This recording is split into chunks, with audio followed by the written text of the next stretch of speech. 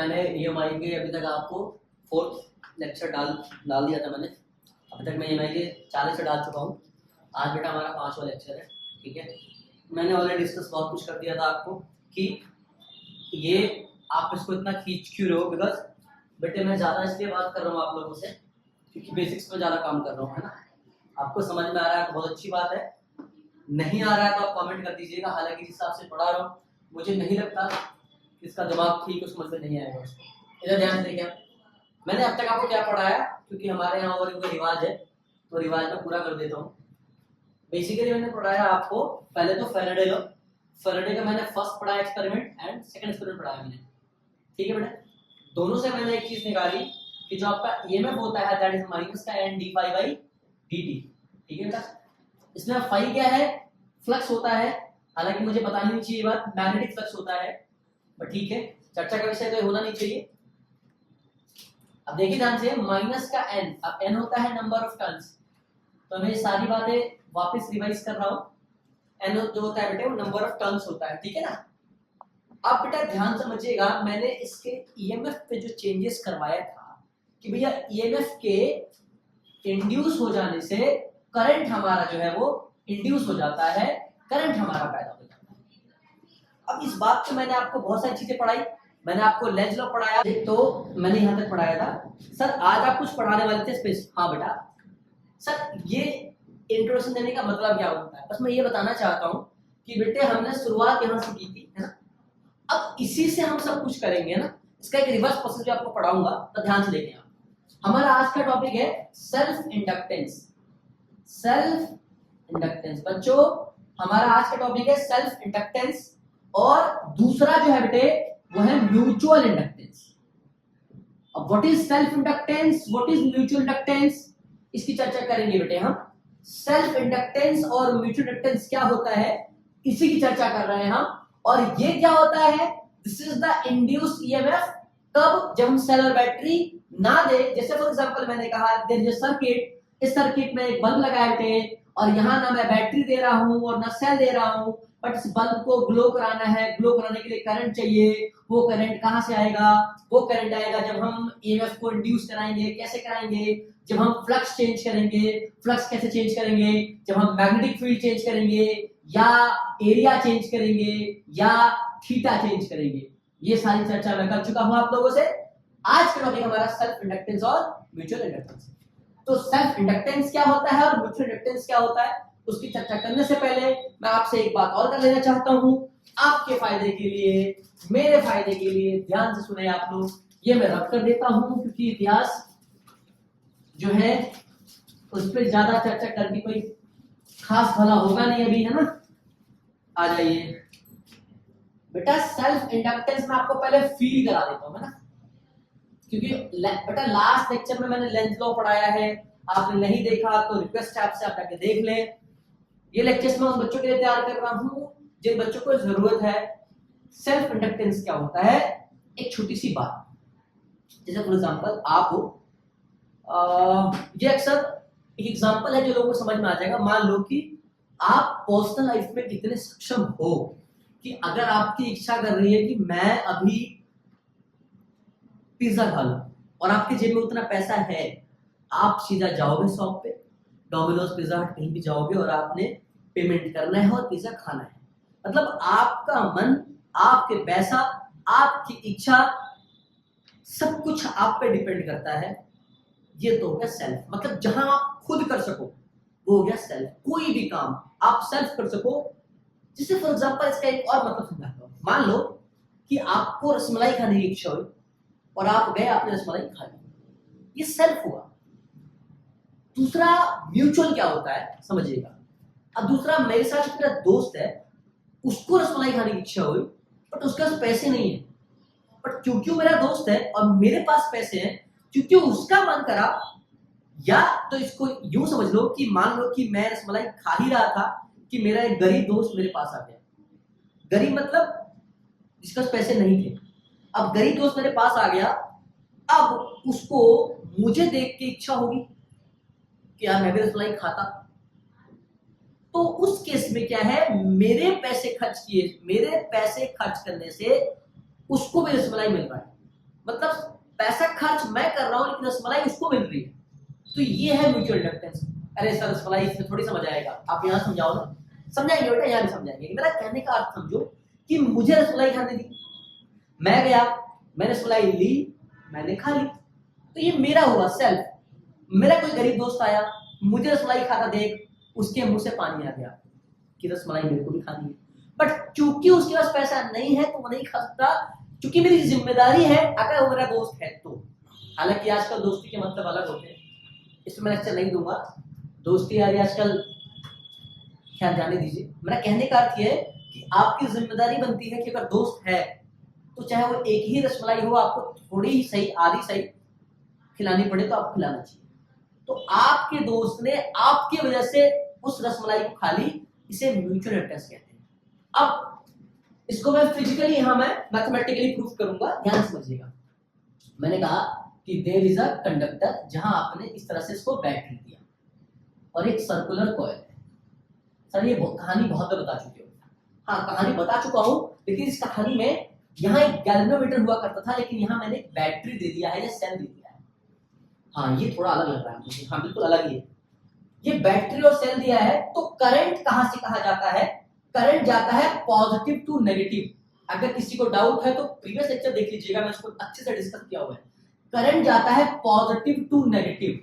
अब अगर current positive to negative जा रहा है, अब किसी भी सर्कुलर कॉइल में करंट मिला तो क्या इसके अंदर मैग्नेटिक फील्ड पैदा हो जाएगा? हाँ, और वो जो मैग्नेटिक फील्ड पैदा होगा तो इस करंट के द्वारा पैदा हो रहा है, मतलब मेरा करंट, तो मैग्नेटिक फील्ड मेरा ही है ना, रसमलाई वाली बात। लेकिन यहां कुछ मजा भी है। किसी ने कहा कि मान लो कि यहां करंट में चेंज कर देता हूं, क्या कर देता हूं? Change in current, change in I. किसी और को चेंज करो, उससे पहले चेंज इन आई, है ना। आई मतलब मैं, बी मतलब हम, और आई मतलब करंट। तो चेंज इन आई, आई मतलब कि करंट चेंज करा, so here magnetic field will be changed.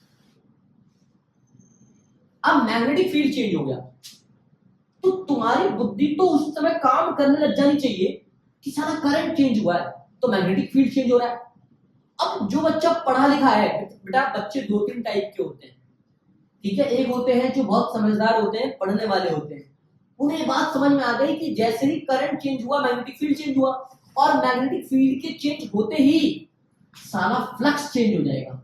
और जैसे ही फ्लक्स चेंज हुआ, मतलब फ्लक्स लिंक कर गया इससे, और जैसे ही फ्लक्स चेंज हुआ यहां पे एक इंड्यूस ईएमएफ आ गया। और गुरुजी ये कौन सी बात हो गई? भाई यही बात तो हम कर रहे थे 4 लेक्चर से कि whenever the current is changing, magnetic field is changing, and that's why flux should be changed. And flux के चेंज होते ही induced EMF आ गया, and then this induced EMF induce what? भैया इलेक्ट्रिक करंट। अब तो आपका दिमाग ही काम नहीं कर रहा गुरुजी, कैसे? भाई हमने करंट दिया, बदले में क्या हुआ? यहाँ मैग्नेटिक फील्ड पैदा हुआ, हमने करंट चेंज कराया, मैग्नेटिक फील्ड चेंज हुआ, मैग्नेटिक फील्ड चेंज हुआ तो फ्लक्स चेंज हुआ, फ्लक्स चेंज हुआ तो ईएमएफ प्रोड्यूस हुआ, ईएमएफ प्रोड्यूस हुआ तो करंट हुआ।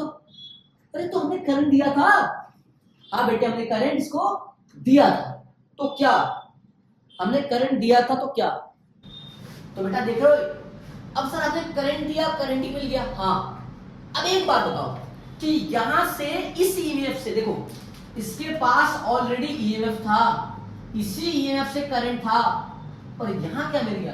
सर यहां भी एक ईएमएफ मिल गया। हाँ अब लेंजा ने क्या बताया कि जो फ्लक्स चेंज हुआ, जिसकी वजह से ईएमएफ पैदा हुआ और जिसकी वजह से करंट पैदा हुआ, ये वाला ईएमएफ क्या करता है? इस वाले करंट को अपोज करता है। इसीलिए जो ईएमएफ इंड्यूस हुआ है इसका दूसरा नाम है बैक ईएमएफ। बैक मतलब कि भैया ये आपको अपोज कर रहा है, इसीलिए इसको कहते हैं बैक ईएमएफ। इसका मतलब जो पढ़ने वाला बच्चा है उसका दिमाग लगा दिया, हो सेल्फ इंडक्टेंस में क्या है गुरुजी? अगर हमने बैटरी या सेल दे दिया और करंट को चेंज करते रहे तो मैग्नेटिक फील्ड चेंज होता रहेगा, जिसके वजह से फ्लक्स चेंज हो जाएगा, फ्लक्स चेंज होने की वजह से क्या हो जाएगा कि दूसरा ईएमएफ पैदा हो जाएगा। और क्योंकि ये अपोज करेगा कॉज को, मतलब कि जिससे वो खुद पैदा हुआ है, इसीलिए इसको बैक ईएमएफ कहते हैं। गुरुजी आज बात समझ आ गई? हाँ बेटे आ जाएगी, ऐसे ही आप लेक्चर देखते रहे। दूसरा इलेक्ट्रिक करंट आ गया, हाँ भाई आ गया। सर ये तो समझ में आया, बहुत अच्छी बात है। सर अगर इसको डिराइव कर दो थोड़ा और मजा आ जाए, तो इसको डिराइव करने के लिए बेटे मैं एक सोलेनॉइड की मदद लूंगा। सोलेनॉइड क्या होता है किसी को नहीं पता, तो ये चीज आप मुझसे कमेंट में पूछ सकते हैं, मैं इसके लिए फिर रिकॉर्ड कर दूंगा। अब मैंने कहा कि ये कोई सोलेनॉइड है और इसमें करंट आई जा रहा है, इसमें करंट आई जा रहा है। अब इसका एक नंबर ऑफ टर्न्स होगा n और इसकी एक लेंथ होगी l, कि भैया l लेंथ का सोलेनॉइड है, कॉमन सेंस की बात है, उसके n नंबर ऑफ टर्न्स होगा। हाँ तो अगर इसमें मैं करंट दूंगा तो इसमें मैग्नेटिक फील्ड पैदा होगा, कह रहा कर कितना होगा बता। तो अब वो बच्चे जिनको magnetic field due to solenoid नहीं आता कमेंट करिएगा, बता दूंगा लेक्चर रिकॉर्ड करके। तो B इक्वल्स हो जाएगा म्यू नॉट n I, इसमें जो स्मॉल n होता है that is number of turns per unit length, है ना। तो B equals to mu naught n I। अब ये मैग्नेटिक फील्ड का फॉर्मूला है ड्यू टू सोलेनॉइड। अब सवाल ये है कि जब करंट बदलेगा तो मैग्नेटिक फील्ड बदलेगा, और साला जब मैग्नेटिक फील्ड बदलेगा तो फ्लक्स बदलेगा, phi equals to B A cos theta. अब यहां पे थीटा जो हो जाएगा वो 0 डिग्री होगा, और यहां पे जो फाई है वो b इंटू ए हो जाएगा। अब बच्चे कहेंगे यार इसमें a कैसे ला दोगे यार, कभी कुछ भी पढ़ा रहे हो यार, थीटा 0 कर देते हो a ले आते हो, भाई फ्लक्स सीधा सीधा बताओ, फालतू बात करो मत मुझसे। चलो भाई तेरे से फालतू बात नहीं करेंगे, इसमें एरिया कैसे निकाल लोगे। हाँ यार बात तेरी सही, एरिया कैसे निकाल दूंगा, इसमें बात तेरी सही है, कुछ ऐसा एक्सप्लेन करो इससे मजा आ जाए। ठीक है तुझे मजा दे देते तेरे लिए मजे की बात और कर लेते हैं। अब एक बात बता, अगर B equals to mu naught n I है और I के बदलने से अगर मैग्नेटिक फील्ड बदल रहा है तो फ्लक्स बदलेगा। अब एक बात बता कि EMF क्या कहता है, माइनस का n d phi by dt। तो अगर d phi बाई dt कह रहा है, हाँ कह रहा है, तो मुझे चाहिए क्या भाई, समय के साथ साथ फ्लक्स का बदलना। फ्लक्स में चाहे इंक्रीज हो या डिक्रीज हो इससे कोई लेना देना नहीं है, बस बदलना चाहिए फ्लक्स। यहां स्मॉल इंटरवल ऑफ टाइम की flux will be changed and that produce what, induce EMF. Sir हमको निकालना क्या है भाई, देख हमको निकालना है सेल्फ इंडक्टेंस के ऊपर की कहानी से। अच्छा सर बताओ उसकी कहानी भी हम जानना चाहते हैं। चल तुझे ट्रिक बताता हूं, मुझे एक बात बता, जो rate of change of flux है या जो फ्लक्स है ये किसके डायरेक्टली प्रोपोर्शनल है। तो कहोगे सर समझ नहीं आया, अभी समझा देता हूं बेटे। फ्लक्स चेंज हो रहा है, हाँ फ्लक्स कितना चेंज होगा ये कौन बता रहा है, मैग्नेटिक फील्ड। अच्छा और मैग्नेटिक फील्ड चेंज होगा ये कौन बता रहा है, करंट। तो फ्लक्स डिपेंड किस पे किया, डायरेक्टली या इनडायरेक्टली, करंट पे। भाई करंट का जितना चेंज करोगे मैग्नेटिक फील्ड का चेंज होगा, फ्लक्स का चेंज हो जाएगा। तो क्यों ना ये समझ लूं कि फ्लक्स का change directly proportional to the current. अब जब इसको हटाते हो ना तो एक नया टर्म मिलेगा आपको L इंटू आई, और इस L को कहते हैं coefficient of self inductance, coefficient of self inductance. Sir ऐसा तो कुछ पढ़ा नहीं हमने, आप कुछ अलग पढ़ा रहे हो। चलो कोई बात नहीं, अलग ही पढ़ा रहा हूं पर समझ में आ रहा है। देखो यार सेल्फ इंडक्टेंस की जो SI यूनिट होती है कोफिशिएंट की L की, वो SI यूनिट होती है हेनरी, हनी नहीं हेनरी, HENRY हेनरी। ठीक है सर आप यहां थे यहां कहां चले गए, सर आप तो यहां थे यहां कैसे चले गए। हाँ बेटे मैं यहां था यहां कैसे आ गया।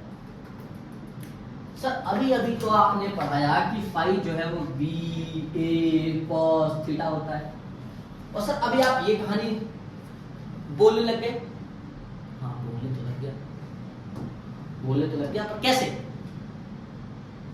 यार गुरुजी, थोड़ा बहुत अगर समझ में आ रहा है ना तो मजा आ जाता है, थोड़ा और समझ में आ जाता। मैंने क्या समझना है, क्या सर ये फाई जो है ना Li है, लेकिन सर जो यहाँ वाला फाई है ना गुरुजी, वो कुछ समझ में नहीं आ रहा, वो भी समझा देंगे। मान लो कि अगर फ्लक्स जो है वो Li है तो डी फाई क्या हो जाएगा, दुनिया को पता है फ्लक्स डिपेंड कर रहा है I पे, तो फ्लक्स चेंज होगा, इट मींस कि करंट भी चेंज हुआ है। तो मैं यहां से निकाल सकता हूं कि d phi equals to L d I, d phi equals to L d I, मतलब कि फ्लक्स में चेंज आया है जब करंट में चेंज आया है, और इस डी फाई को उठा के अगर यहां थुचुक से क्या कर दोगे, पुट कर दोगे, तो आ जाएगा माइनस का एन, डी फाई क्या आ रहा है बताओ यहां से बेटा, L d I by d t. अब L कांस्टेंट है, दुनिया को पता है क्योंकि ये कोएफिशिएंट हो रहा है, साफ साफ लिखा हुआ है, तो ये आ जाएगा माइनस का n, L बाहर D I by d T, और ये आ जाएगा को ईएमएफ का फॉर्मूला। गुरुजी ये बात प्रूफ करना आपने इससे सिखाया? मैंने कहा जी बेटा मैंने इससे सिखाया। Sir D I by d T, sir ये चीज तो, हाँ बेटे ये चीज कोई दिक्कत नहीं है, इतना आपका ईएमएफ आ गया due to the self inductance. कह रहे सर आपने इस वाले से क्यों नहीं कराया, आपने सर इस वाले से क्यों नहीं कराया, बी से फ्लक्स निकालते, फ्लक्स से आप ये निकालते, ऐसा वैसा ये वो फलान ढिंका। हाँ यार ये चीज तूने सही कहा, ये चीज तो मैं नहीं करा पा रहा हूँ। भाई क्यों नहीं करा पा रहे हो, इसमें क्या दिक्कत आ रही है आपको? हम एल की वैल्यू कैसे समझे क्या आ रहा है, हम तो एल की वैल्यू निकाल नहीं पाएंगे ना भाई। हमें अगर किसी ने पूछ लिया कि एल की वैल्यू बताओ, तो हम एल की वैल्यू बताएंगे क्या कि सिर्फ ये कोएफिशिएंट ऑफ सब्सटेंस है, इसकी वैल्यू तो होगी। हाँ बेटे बिल्कुल वैल्यू होगी, वो कैसे कैलकुलेट करेंगे हम, आओ देखो कैसे कैलकुलेट करेंगे। देखो बकायदा फील कराया है, बहुत मेहनत से लेक्चर्स रिकॉर्ड कर रहा हूँ आप लोगों के लिए। अगर आप लोग अच्छा लग रहा है तो बेटे आप जरूर इसको प्रमोट करें, है ना। और मैं रोऊंगा नहीं आपके पास कि लाइक करो, शेयर करो, फॉलो करो, उससे फर्क नहीं पड़ता मेरे को। फर्क ये पड़ता है कि जो बच्चे जरूरतमंद हैं उन तक वीडियोस पहुंच रही है कि नहीं, और उनको फिजिक्स अच्छी लग रही है कि नहीं, इजी लग रही है कि नहीं, बस। Minus n L d I by d t. अब आपको एल निकालना है कि एल आपने कैसे कर दिया, कोई बात नहीं मैं सिखा देता हूं। इधर बी क्या है फाई में, म्यू नॉट एन आई, ये क्या आ जाएगा एरिया, और थीटा 0 डिग्री है। अब किसी को समझ में नहीं आ रहा कि थीटा 0 डिग्री कैसे है, तो बेटा चलो आप भी कहीं और हम भी कहीं संन्यास ले लेते हैं, चलते हैं पहाड़ों में। क्योंकि अगर ये बात समझ में नहीं आ रही कि करंट अगर ऊपर गया तो मैग्नेटिक फील्ड ऐसे जाएगा, है ना। अब क्या है बी ए कॉस थीटा, ठीक है, तो इसको आप लुक लाइक और रेक्टेंगल मान लेते हो जब आप उसमें टॉर्क निकाला करते हो। तो ध्यान से देखोगे तो ये जो थीटा है आपको वो 0 डिग्री ही मिलेगा, क्योंकि जो थीटा होता है मैग्नेटिक फील्ड और एरिया के बीच का एंगल होता है, और दोनों सेम डायरेक्शन में ही है, इसीलिए जब ध्यान से देखोगे तो चीजें अलग आ जाएंगी, आपको थीटा 0 डिग्री मिलेगा। अब फाई इक्वल्स टू अगर बी ए है तो म्यू नॉट बी के बदले एन आई ए। अब सर इसमें ए क्या है, ए को ऐसे रख दो ना, क्या दिक्कत आ रही है भाई, तो म्यू नॉट एन आई ए हो जाएगा। अब यहाँ फ्लक्स एन डी आई है, देखो तो फाई का मैं रखूं म्यू नॉट एन क्या है एन बाई एल और ए इंटू आई। तो एक मेरा पढ़ा लिखा बच्चा जो है ना बड़ा होशियार था, उसने कहा सर कुछ कुछ कुछ मुझे ये दिख रहा है। तुझे कैसे दिख रहा है, कुछ कुछ कुछ कुछ ऐसा कैसे दिख रहा है तुझे, कुछ कुछ। सर फाई दिख रहा है, दिखा। सर आई दिख रहा है, दिखा। तो सर साला यहाँ ये एल है, हाँ है, तो सर ये भी तो साला एल ही है। पकड़ लिया अपने बात, यही पकड़ना था। तो एल क्या हो जाएगा mu naught N by L into A, और ये एल बेटा ना लेंथ है, फिर लिख देता हूँ, स्मॉल लिख देता हूँ, कहीं आप गधों की तरह कुछ और सिस्टम अपना लो। एल है तो तो क्या हो जाएगा L equals to mu naught n by L into A and this is called self coefficient of self inductance L को मैं ऑलरेडी डिफाइन कर चुका हूं। तो ये जो है आपका ये आ गया, ठीक है। L जो है वो mu naught n by L into A area आ जाएगा, और क्योंकि इसको L मान लिया तो वापस फाई क्या हो जाएगा L इंटू आई हो जाएगा, और इसी फाई की वैल्यू उठा के आप अगर चुक से देखो ध्यान से, यहां एक तो मैंने ये मेथड करा है, आप ऐसे कर सकते हो। दूसरा अगर आपको इससे ही करना है तो आप यहां से यहां आए, यहां से यहां आए, यहां से यहां आए, अब यहां डालो E इक्वल्स टू माइनस का n d phi by d t. अब माइनस का n तब डालते हैं जब नंबर ऑफ हमने पहले ना डाला हो।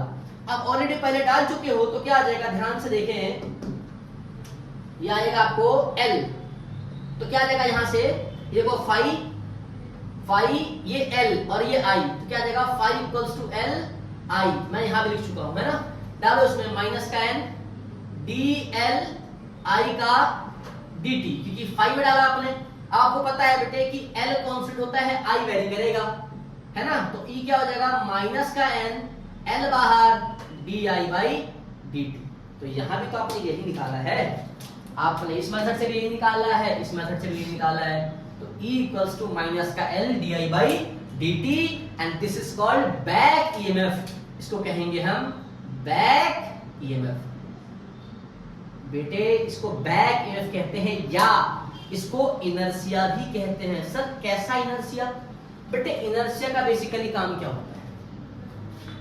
इनर्शिया का बेसिकली काम क्या होता है, जब आप इस पे ज्यादा ही तरीके से बात करोगे तो आपको समझ में आ जाएगा कि बैक EMF।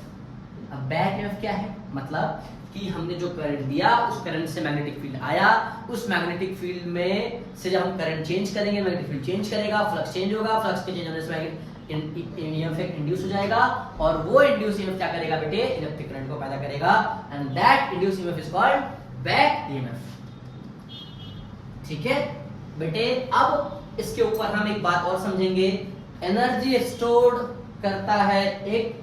अब देखो इसके अंदर क्या हुआ, एक करंट पैदा हुआ, एक बैक EMF पैदा हुआ, तो अब इसके अंदर क्या, अब हेनरी क्या होगा?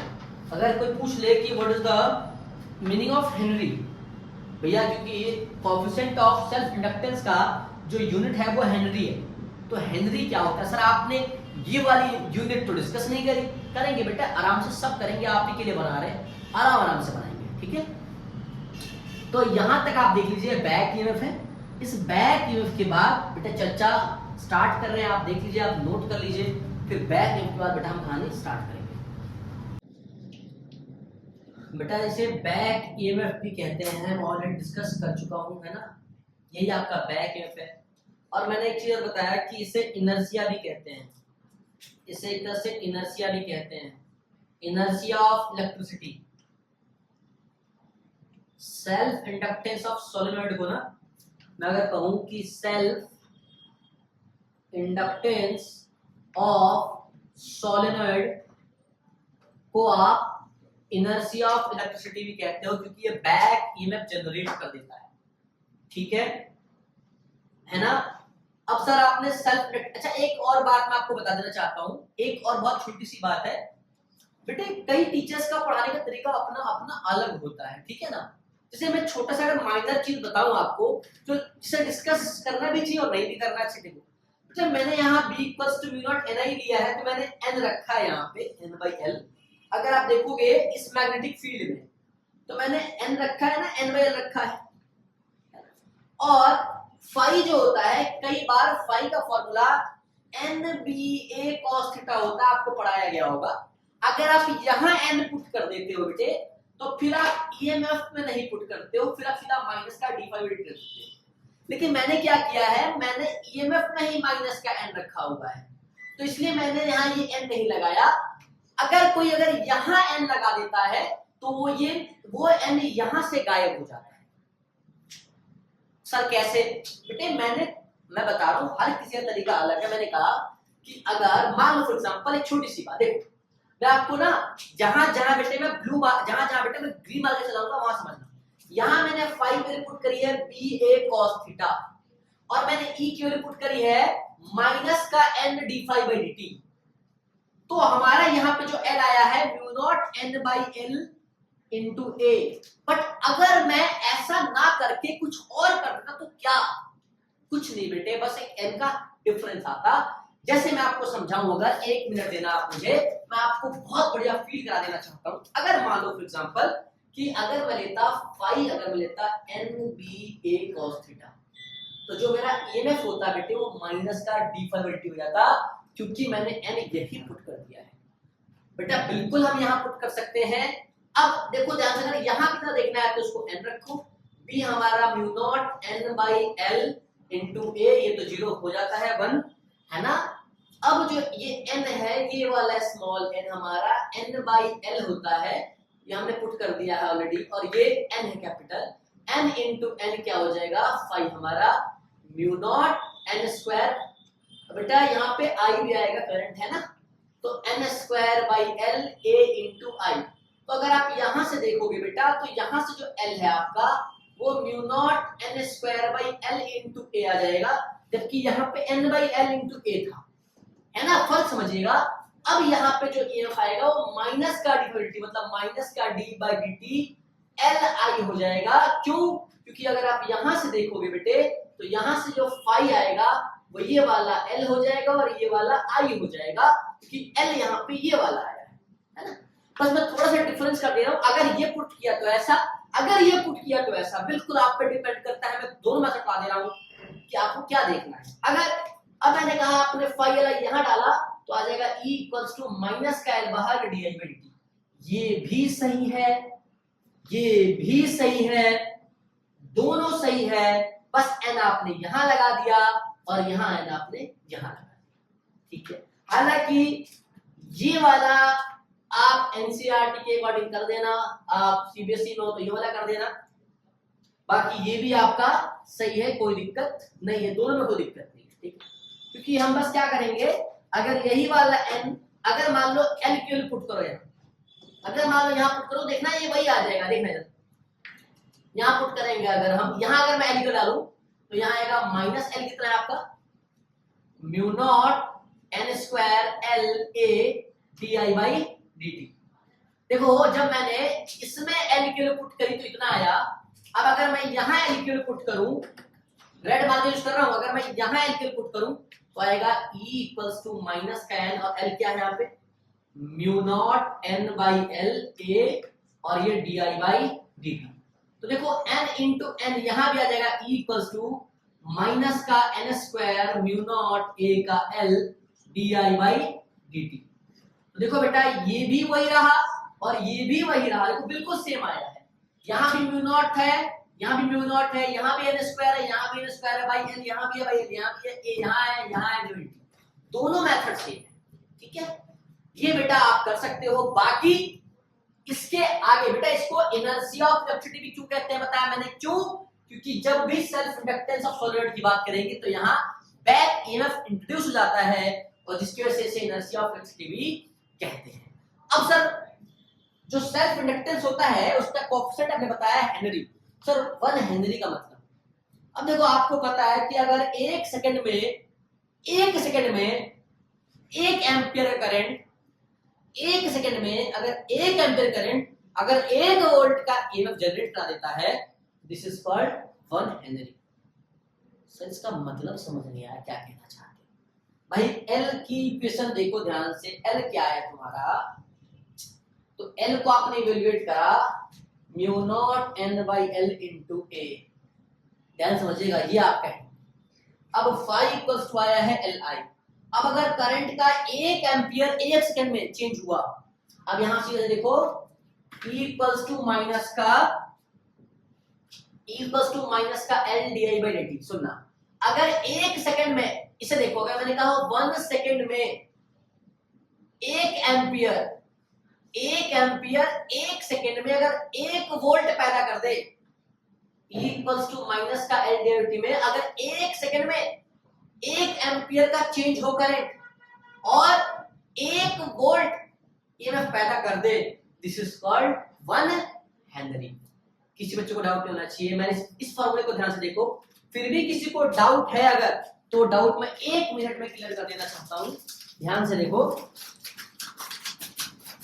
चलो देखो यहां से क्या है, मैंने कहा कि E इक्वल्स टू माइनस का n, सॉरी माइनस का L di बाई dt। अगर n भी होता तो भी दिक्कत नहीं है। लो मैं यहां तुम्हारे लिए ये भी कर देता हूं। बेटे हर किसी का अपना अपना तरीका है। देखो अब अगर मैंने कहा व्हाट इज 1 हेनरी, अगर आप इसको ध्यान से देखोगे तो यही आपका 1 हेनरी है, 1 हेनरी। तो इसका 1 हेनरी कैसे डिफाइन करा, मैंने कहा अगर करंट 1 एम्पियर 1 सेकेंड में आ रहा है, मतलब कि 1 सेकेंड में 1 एम्पियर का करंट चेंज हो रहा है, मतलब कि 1 सेकंड में 1 एम्पियर करंट चेंज हो गया, जिसकी वजह से, क्योंकि हम निकाल क्या रहे ईएमएफ, क्योंकि 1 एम्पियर करंट 1 सेकंड में चेंज हुआ, जिसकी वजह से अगर 1 वोल्ट पैदा हो गया ईएमएफ, तो इसे हम 1 हेनरी कहते हैं। मतलब 1 हेनरी क्या हो जाएगा, 1 सेकंड में 1 एम्पियर का चेंज होने से 1 वोल्ट का ईएमएफ जनरेट हो जाए, तो हम उसे 1 हेनरी कहते हैं। ठीक है बेटे, अब इसमें ना मैं आपको एक टॉपिक पढ़ाऊंगा जिसका नाम है एनर्जी स्टोर्ड इन सोलेनॉइड कह लो या इंडक्टर कह लो, है ना। बेसिकली सोलेनॉइड को आप इंडक्टर ही कहते हो, ये आप ऑल्टरनेटिंग करंट इसी चैप्टर नेक्स्ट चैप्टर आपको उसमें पढ़ोगे। तो एनर्जी स्टोर्ड इन सोलेनॉइड ही पढ़ा देता हूं, कोई भी बात नहीं। एनर्जी स्टोर्ड इन सोलेनॉइड पढ़ा देता हूं आपको, या एनर्जी स्टोर्ड इन इंडक्टर भी आप इसको कह सकते हो, और इंडक्टर भी आप इसको कह सकते हो। सर ये तो मैं थोड़ा पहली बार सुन रहा हूं, पहली बार नहीं सुन रहे हो आप, दूसरी बार सुन रहे हो। कैसे? एनर्जी स्टोर्ड इन कैपेसिटर पढ़ा होगा आपने, अगर आप चैप्टर सेकंड अच्छे से पढ़ चुके हो तो आपने वहां कुछ ऐसा पढ़ा होगा, एनर्जी स्टोर्ड इन कैपेसिटर। मैं दोनों एक साथ करा देता हूं, तो सेकंड चैप्टर का भी टॉपिक क्लियर हो जाएगा, और ये भी दोनों सेम है। मुझे 1 मिनट दीजिएगा, थोड़ी मजदूरी करनी पड़ती है मुझे, क्योंकि मेरे पास स्मार्ट बोर्ड नहीं है, बट कुछ दिनों में वो भी आ जाएगा। जो भी मेरे पास फैसिलिटीज है बेटा, उससे मैं आपके लिए वीडियोस बना रहा हूं, ठीक है। मैंने यहां लिख दिया एनर्जी स्टोर्ड इन कैपेसिटर, और यहां लिख दिया एनर्जी स्टोर्ड इन इंडक्टर और सोलेनॉइड। सर लिखते बहुत गंदा हो आप, बोलता तो सही हूं।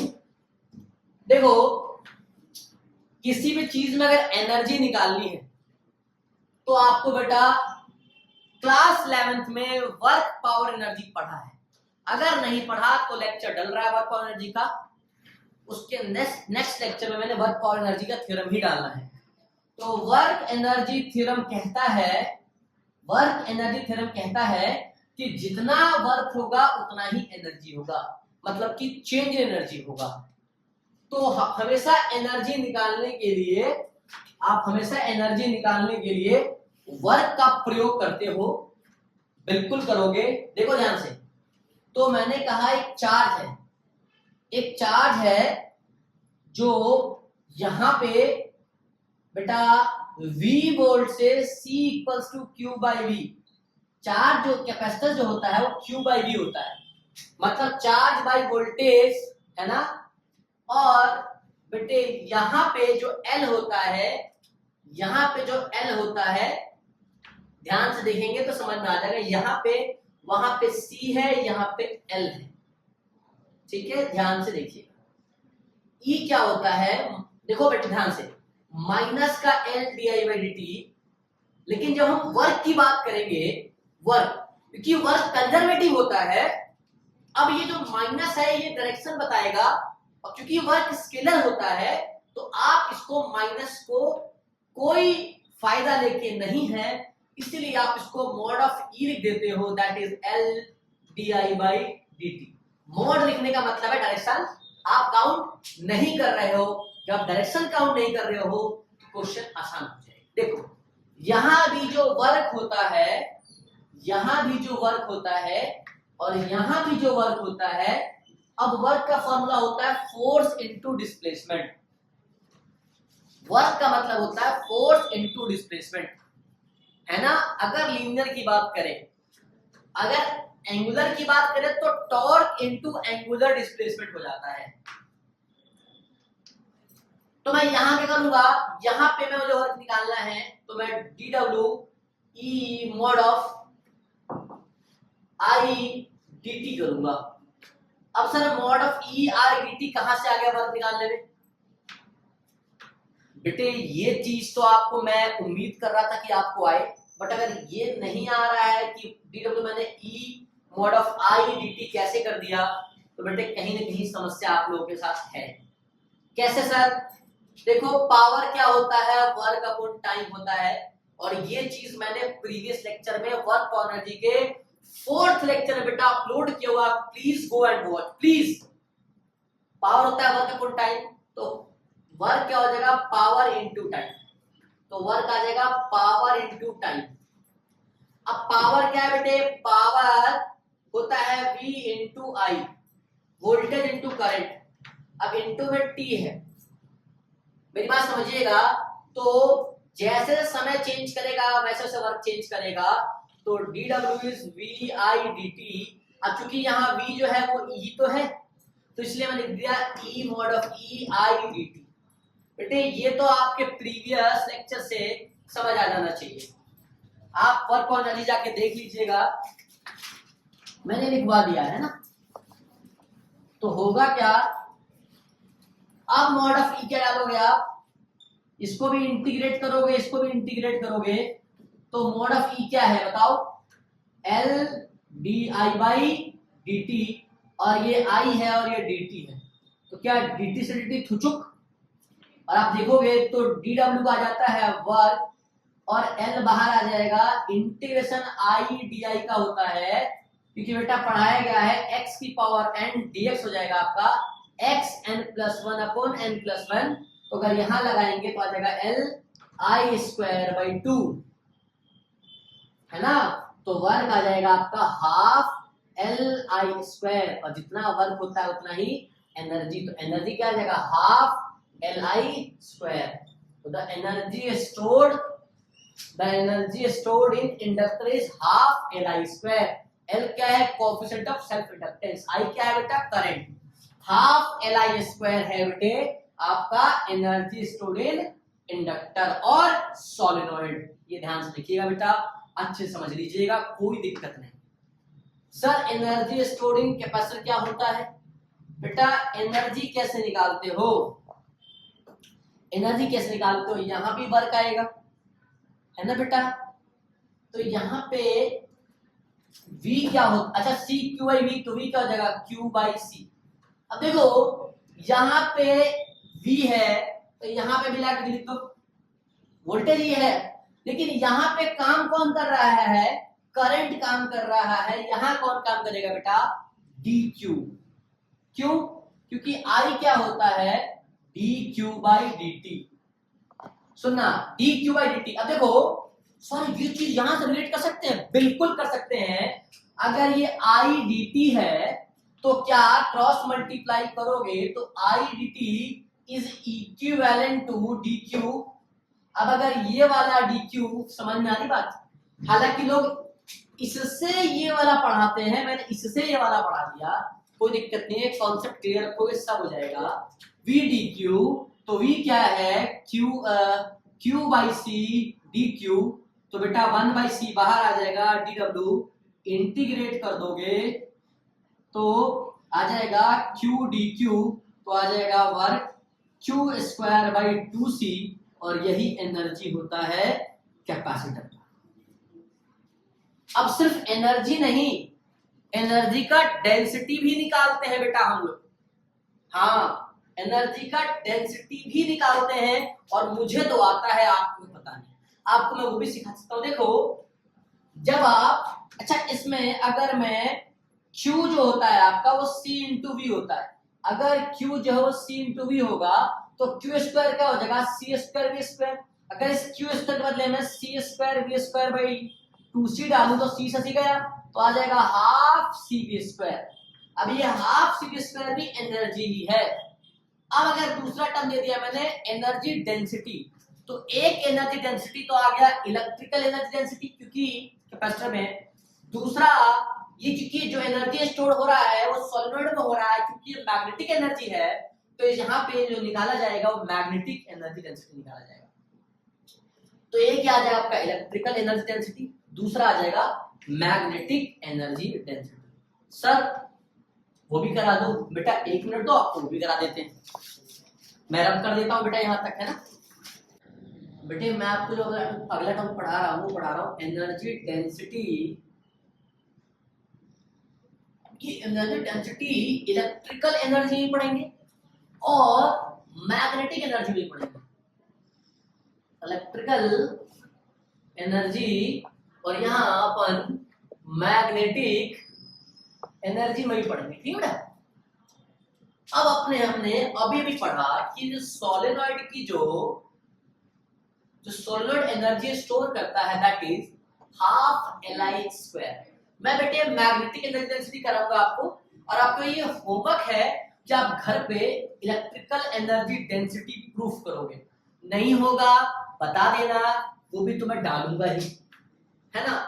अब एनर्जी डेंसिटी देखो बेटा, किसी भी डेंसिटी अगर मास डेंसिटी है तो फॉर्मूला होता है मास अपॉन वॉल्यूम, बट यहाँ क्या है एनर्जी डेंसिटी, तो एनर्जी डेंसिटी में क्या आ जाएगा एनर्जी अपॉन वॉल्यूम।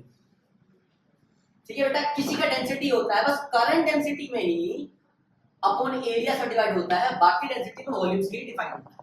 तो अगर मास डेंसिटी है तो मास अपॉन वॉल्यूम, अगर एनर्जी डेंसिटी है बोला ना मैग्नेटिक एनर्जी डेंसिटी, तो एनर्जी अपॉन वॉल्यूम। अब energy of the solenoid is half Li², और वॉल्यूम जो होता है बेटा वो होता है that is area into length. जो भी इसका एरिया होगा और जो भी इसका लेंथ होगा, तो आ जाएगा एरिया इनटू लेंथ। अब बेटा स्मॉल l रखता हूं क्योंकि ये l से कंफ्यूज ना हो जाओ, हाफ। अब बेटा इस l का वैल्यू, इस l का वैल्यू मैंने पढ़ाया था μ0n² by l into a। अगर आपको याद हो ये I² अपॉन का a इंटू l होता है। ये मैंने l पढ़ाया था, अभी कोएफिशिएंट ऑफ l, ये मैंने कोएफिशिएंट ऑफ l आपको पढ़ाया था बेटे। दूसरा अब ये I², अब क्योंकि मैंने पढ़ाया था मैग्नेटिक फील्ड में B इक्वल्स टू μ0 Ni होता है, तो I क्या हो जाएगा B अपॉन μ0 n। अब n क्या होता है μ0 n upon l, number of turns per unit length. अब बेटे ये I है, ये I² है, तो I² करोगे तो B² μ0² और n बाई l का स्क्वायर आ जाएगा, और सारी वैल्यू उठा के यहाँ थुचुक से पुट करोगे तो आएगा रो 1/2 μ0 n² a बाई l, ऊपर ही रखना a l। अब I² क्या हो जाएगा B² अपॉन μ0 का स्क्वायर n बाई l का स्क्वायर।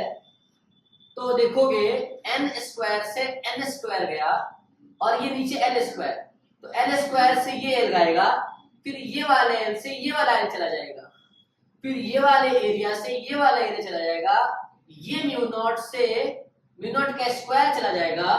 तो आप देखोगे रो जो आएगा वो आएगा B² अपॉन 2 μ0। बेटे this is your magnetic energy density, that is your magnetic energy density. ये आया आपका क्योंकि आपने सोलेनॉइड की एनर्जी निकाल ली थी।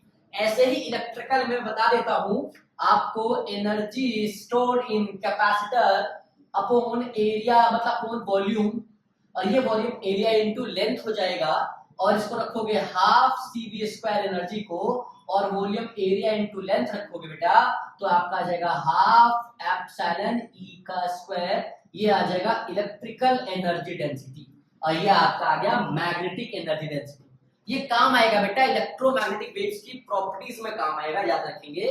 आज के लिए बेटा इतना बहुत है। मैंने आपको बहुत अच्छा पढ़ाया, बहुत कोशिश करी पढ़ाने की। थैंक यू सो मच बेटा। जैसा कि आप लोग जानते हैं, मेरा नाम सुशांत सिंह राजपूत है और मैं आपको फिजिक्स पढ़ा रहा हूँ। मैं काफी दिनों से मेहनत कर रहा हूँ, लेक्चर डाल रहा हूँ। अगर आपको अच्छा लगता है बेटा तो उन जरूरतमंद बच्चों को भेजो जिन्हें फिजिक्स मुश्किल लग रही है ना बेटा। Thank you so much. ठीक है बेटे, मिलते हैं नेक्स्ट वीडियो में।